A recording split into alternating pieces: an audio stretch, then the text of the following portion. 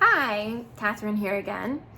First off, I am very excited to announce that my blog, lightheartmom.com, is officially live, along with all of my social media accounts, my YouTube channel, my Instagram, and Facebook accounts. And so if you have a spare minute, head over and check those out. You may or may not have seen my first video. It essentially introduced who I am and talked a little bit about my own experience with postpartum mood disorders and why I'm starting this blog and making these videos. But I wanted to dive a little deeper in today. I know I mentioned in that last video that I feel like our the current way that we're addressing postpartum mood disorders it doesn't serve parents. It just doesn't cut it. And so I wanted to talk a little bit more about that today, and also how the way I see things is different.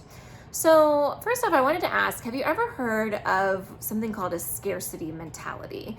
If you haven't, you Google it very easily. But essentially, it talks about how when somebody approaches a problem or goes to solve a problem and they have a underlying perspective of lack, of not having enough, it really limits all of the options that they're able to see.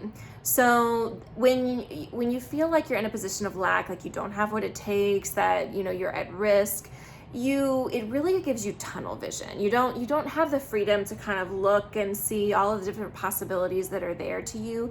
You start grasping at things and trying to figure out, what can I do to just get by, because you don't really feel like you have the support to do anything else.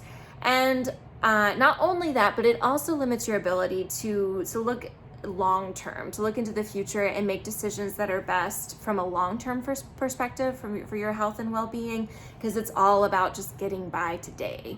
And that's how I feel like we currently approach postpartum mood disorders. So the minute that a mom or dad starts having feelings or thoughts that make them uncomfortable,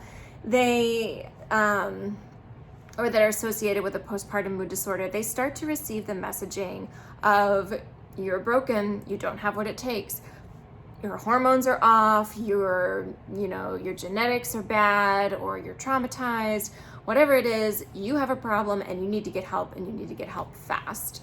And it sets parents up for this scarcity mentality, essentially for fear of, I don't have what it takes, and I'm responsible for caring for this child, and I've just got to do something to make this go away, to be okay. And that doesn't set you up for long-term growth and for your full potential, for realizing your full potential. And honestly, from my experience, it just doesn't work that way. I know that the experience of postpartum mood disorders can be incredibly uncomfortable, but you know what? We as humans were designed to be able to handle discomfort. Look at childbirth to start with. We can handle it. So the way that I see things is not that when you start having these thoughts and feelings that it's some sort of alarm system that's saying, wake up, you're broken, you need to go find a fix, you need to go fix yourself, do something.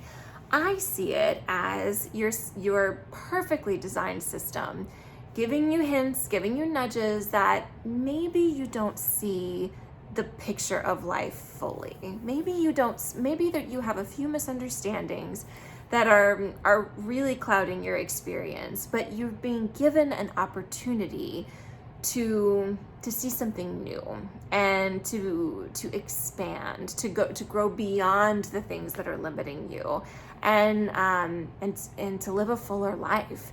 And because you have a perfectly designed system that knows to give you these signals when you've gotten a little bit off course, that perfectly designed system is supporting you and will continue to support you as you creatively explore what's possible for yourself. And so, do you see how that's a really different message? All of a sudden, it's like, okay, yeah, I'm really uncomfortable, but I can be creative here. I can explore a little bit. I can step outside of my experience for a minute and get a bird's eye view and think, okay, how do I want to approach this? How can I find solutions that are going to benefit me and my family long term? And that's what I believe to be true. That's what I found for myself, and that's what I want to share with you.